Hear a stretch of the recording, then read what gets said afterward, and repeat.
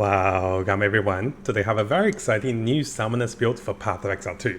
Now looking behind me, yes, I am using Fire Spirits, Detonation and tons of summons. So you can see my map is light up with fire.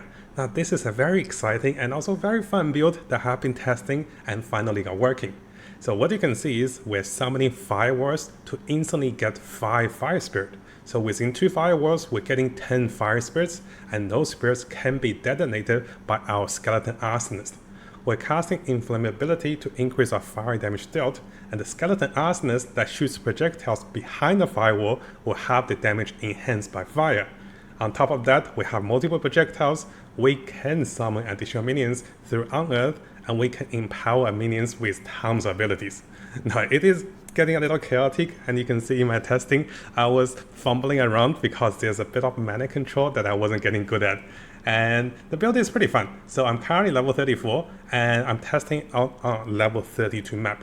But the build can definitely be much stronger after I get cast on Ignite. And once I get cast on Ignite, things will become automatic and we will do way more damage. Now you can see the amazing fireworks that is displayed over here. I'm also using a shield for more survivability, and you can see my positioning is a little too forward, but the highlight of the build is that you're constantly getting a lot of minions. Within 2 clicks of your firewall, you will have 10 Fire Spirit, and those Raging Flame Spirit or Fire Spirit can be detonated, they will do fire damage. And it's really fun to have this particular kind of build, to have tons of minions, to have an army, and have a lot of good synergies. Now at the same time, we can also cast Pen Offering to increase our minions damage dealt by sacrificing Skeleton Warriors. We can unearth to get tons of more summons. Now potentially we can get over 25 summons if you get the right combo. And you can see right away, we can deal damage from afar, an enemy that comes close will be burned into ashes and also get ignited. And wait till we get Ignite going with cast on Ignite and also minion death very soon.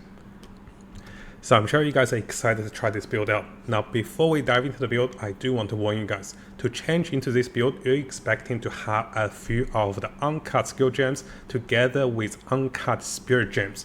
And this is the uncut spirit gems which you have to select the Raging Spirit. Now those spirit gems are pretty rare, and by my estimations, every act you'll be getting one of those. So hopefully you haven't spent your one from Act 1 or Act 2, and if you have, let's try to find more of those and I'll look for ways to get more of those. Once you get your Raging Spirit, you'll also be looking for additional changes of the skills that I'll go through with you guys. So coming over to our new skills, you can see that I have removed a number of skills with vulnerability because we can only have 1 curses. We took away the Skeleton Snipers and also Enfeeble. Now we're getting 3 Skeleton Warriors coming from the weapon, and this is supported with mini instability and also last grip. We're having a new tank with summoned Infernal Hound. This is having mid shield together with internal army for a little more defensiveness. In terms of the main source of damage and also casting, we're using Raging Spirits. This skill is supported by Fire Infusion and also Martial Tempo, which allows the skill to have even more attack speed. Pretty amazing for the cost of only 30 reserve spirits. Now over here, we're running Skeleton Arsonist with a combination of Magnify Effect and also Scatter Shot. Because we have the Fire Infusion over here, we can't have both of the Fire Infusions. Magnify Effect can potentially allow our scattered triple projectiles to do AoE damage. In terms of Flame War, this is the ability that we can summon more Flame Spirit. Each time a Flame War is casted at the right location, like over here, you can see we'll be getting 5 spirits. And this is actually really good to have the ability and also enhance our projectiles. We're having Arcane Temple for more casting speed, and also Fortress, which make the firewall into a round shape instead of a circle. So it goes into a circle instead of just having a line of firewall. Now we also have the curses for flammability. This will allow us to do even more fire damage against enemies.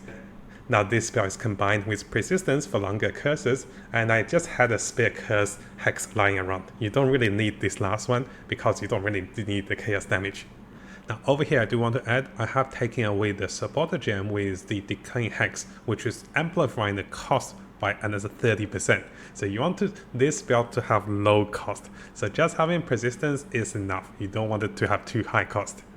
Now we also have Pain Offerings to boost our massive army of over 25 minions, And also over here, we have the ability to summon even more minions with Unearth. Unearth is more of a utility for me now. I am still going with Brutality, but I also have Ping over here for a chance to lock enemies in place and keep them away from our main Inferno list. Now while fighting, we also have the choice of going with Raise Shield if you're using a shield. This will greatly enhance our survivability. So coming over to our skill tree, you can see that I have changed a little bit. I still perked over here for additional stats and also more minion revives, and also I perked over here for maximum life.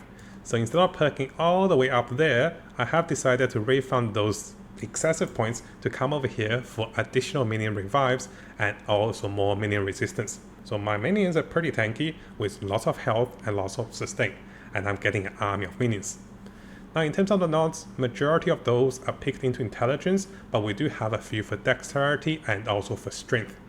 Now here I did find one of the jewels which will increase the magnitude of Ignite. Now I don't really need the rage part, but the increased magnitude of Ignite will be very good as we change into the Ignite build as we get Casa Ignite in the future. Now briefly going through my items, nothing has changed majorly. I haven't found an upgrade for the circuit and I haven't got an upgrade for the scepter. I did get a new shield, and this shield is actually quite durable, lots of good stats, and also allows me to keep the shield going while I'm running around, which is really survivable. I am getting the rings with maximum life and also any resistance. My amulet is really out of date, and my belts and also my gloves, my boots, they're not the best, but they're okay. I'm also having the maximum spirit on the chest, which is really old as well. Now in terms of the potions, preferably you can get more charges per second. This will help you against the boss. And here you can go with any element you're missing. Because I have both lightning and also cold, I decided to go with fire over here. And over here in terms of mana, you do want a lot more mana because this build can be very heavy mana intensive. So now going through the replays, and let me go through the skill rotations for you guys. You are casting 2 Fire Walls to get the maximum 10 Fire Spirits. Now during this time, the Fire Spirits would not allow you to detonate right away. This is something I actually forgot to mention. So if you press G over here, what I learned recently is that if you press the... where are we? So let's go find our Skeleton Arsonist. Skeleton Arsonist, if you press this arrow, this will actually give you the summary of the skills. What I'm looking for is the Explosive Demise to trigger an explosion with Skeleton Arsonist.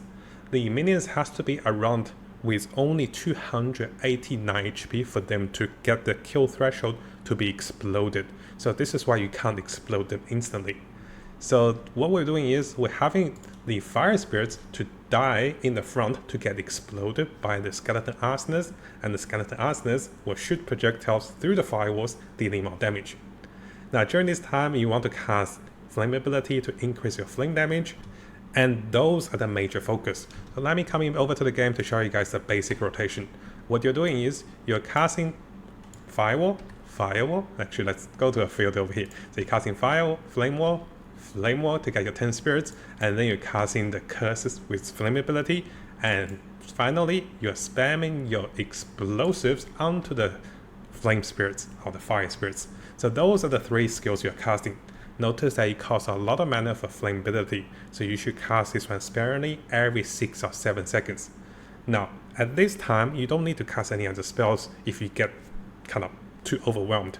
But if you can be casting Pain Offerings to allow us to spike one of the Skeleton Warriors for even high buffs, and also to revive the dead corpses with Unearth. So this one has everything we wanted with a summoner with a Horde of Army. And most of the time guys, I'm using the first 3 spells because it's mana intensive, and also it's a lot of things to click through. You can see here I'm trying to cast Pain Offerings, I'm trying to summon and also revive dead minions. It gets overwhelming for your mana.